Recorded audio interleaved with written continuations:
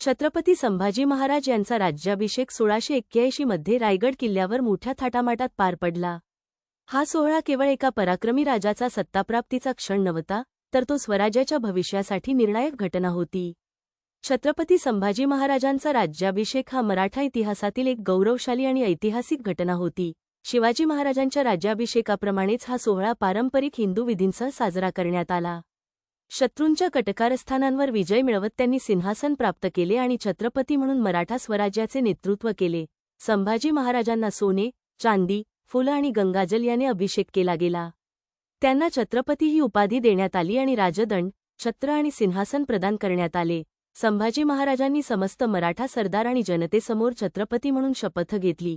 त्यांच्या धैर्याने आणि युद्धकौशल्याने स्वराज्य टिकून राहिले आणि मराठ्यांची ताकद अधिक वाढली.